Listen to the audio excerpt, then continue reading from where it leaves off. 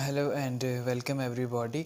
इस टॉपिक के अंदर हमने पढ़ना है म्यूचुअल इंडक्शन क्या होती है। म्यूचुअल इंडक्शन के इससे पहले हम डेफिनेशन पढ़ चुके हैं। यहाँ पे हमने इसकी एक्सप्लेनेशन, इसके लिए फार्मूला डिराइव करना है और हमने मज़ीद डिटेल के अंदर इसको बताना है कि म्यूचुअल इंडक्शन जो है ये क्या होती है। नाम से ज़ाहिर है म्यूचुअल का मतलब होता है दो चीज़ों के दरमियान इंटरडिपेंडेंट प्रोसेस, और इंडक्शन का मतलब है ईएमएफ इंड्यूस करना, करंट को इंड्यूस करना। म्यूचुअल इंडक्शन क्या होगी, इसके अंदर हम दो कॉयल कंसीडर करेंगे और वो दोनों कॉयल्स एक दूसरे के पैरेलल में होंगे, और इस तरह से पैरेलल कॉयल्स जो हैं एक के अंदर करंट को चेंज करते जाएंगे। उसकी वजह से दूसरी कॉयल के थ्रू मैग्नेटिक फ्लक्स चेंज होगा और इससे क्या होगा, दूसरी कॉयल के अंदर करंट इंड्यूस होगा, जिसको हम नाम देते हैं म्यूचुअल इंडक्शन। तो सबसे पहले हम इसके लिए डेफिनेशन जो है वो लिखेंगे, और डेफिनेशन किस तरह से होगी इसकी। If current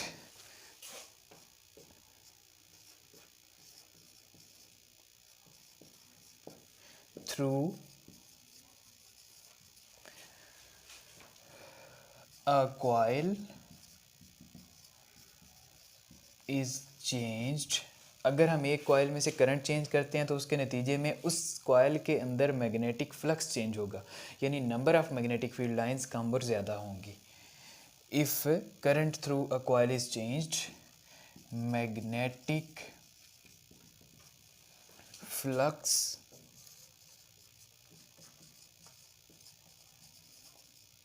through it is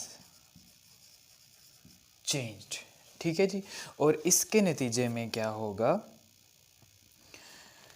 induced EMF जो है वो प्रोड्यूस होगी in an other coil. It will induce EMF in other coil. It will induce EMF in other coil. This process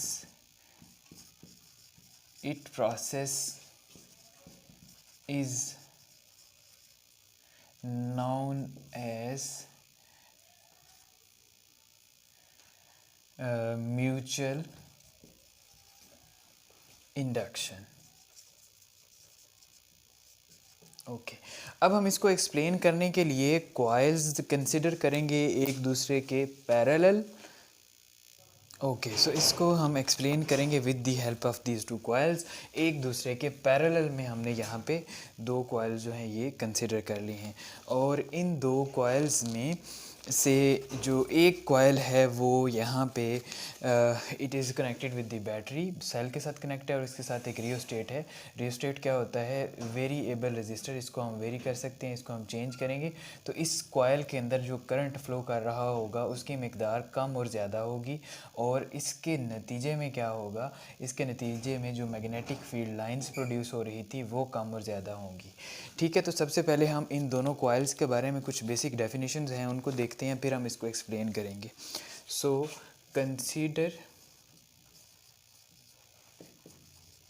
to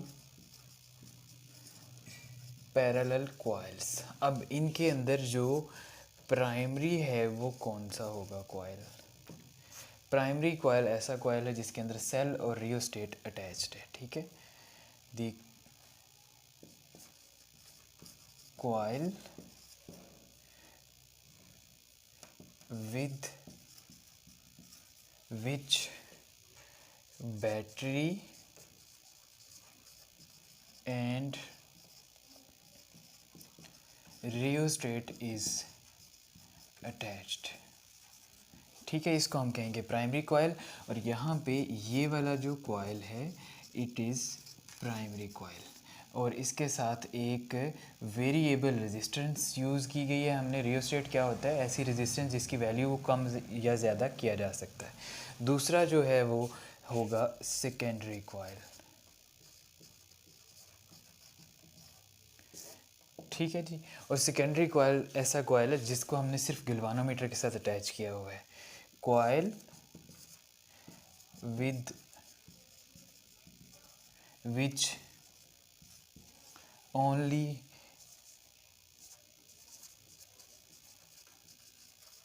galvanometer is attach. ठीक है जी, तो सिर्फ galvanometer जिस coil के साथ अटैच है उसको हम कहेंगे दिस इज सेकेंडरी कॉइल।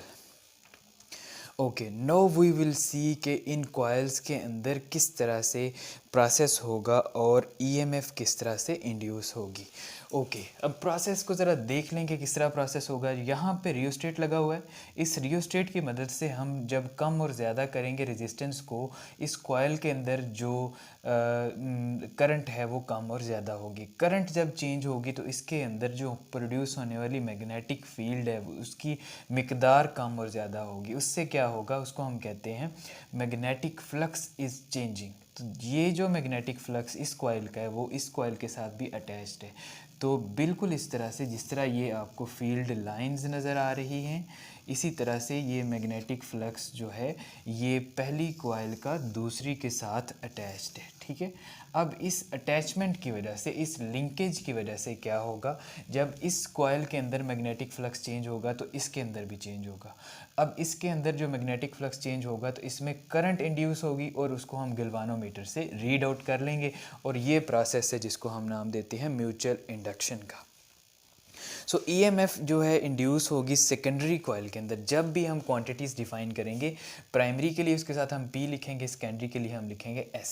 ठीक है, तो ईएमएफ जो होगी induced in secondary coil, EMF induced in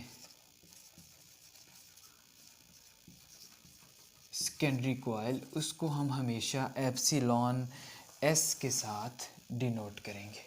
ठीक है, इसको एक्सप्लेन किस तरह से करेंगे, बिल्कुल वही जो हमने यहाँ पे एक्सप्लेन किया है फिगर की मदद से। When current is changed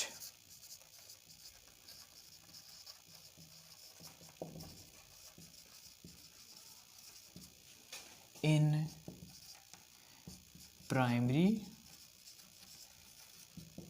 coil, it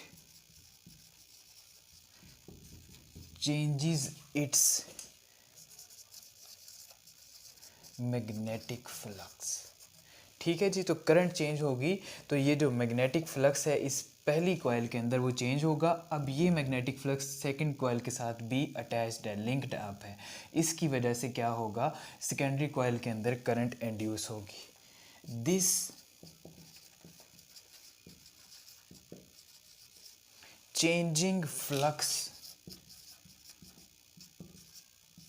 is also attached with secondary coil. This will induce current in secondary coil. ठीक है, करंट या इसकी जगह पे हम लिख सकते हैं EMF in secondary coil.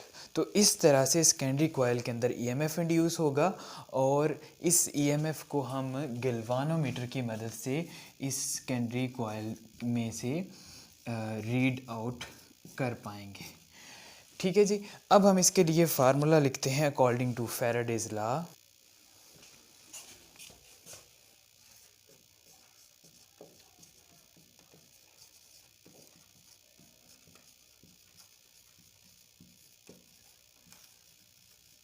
According to Faraday's law हम क्या लिख सकते हैं, E M F produced in secondary coil. ठीक है, एस का मतलब होगा secondary coil.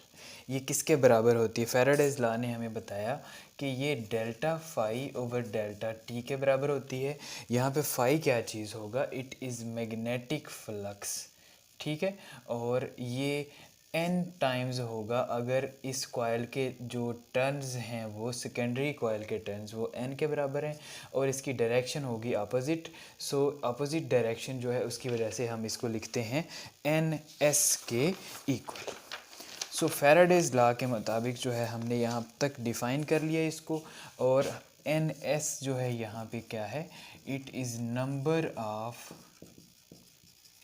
Turns in secondary coil. So Faraday's law के मुताबिक इस मिकदार की जो ईएमएफ है ये इंड्यूस होगी इस कॉइल के अंदर। इसके बाद हम देखेंगे कि ये जो इंड्यूस्ड ईएमएफ होगी सेकेंडरी कॉइल को, यहाँ से हम एक फार्मूला डिराइव करेंगे फॉर म्यूचुअल इंडक्टेंस, और अब हम इंडक्शन से इंडक्टेंस की तरफ मूव करेंगे।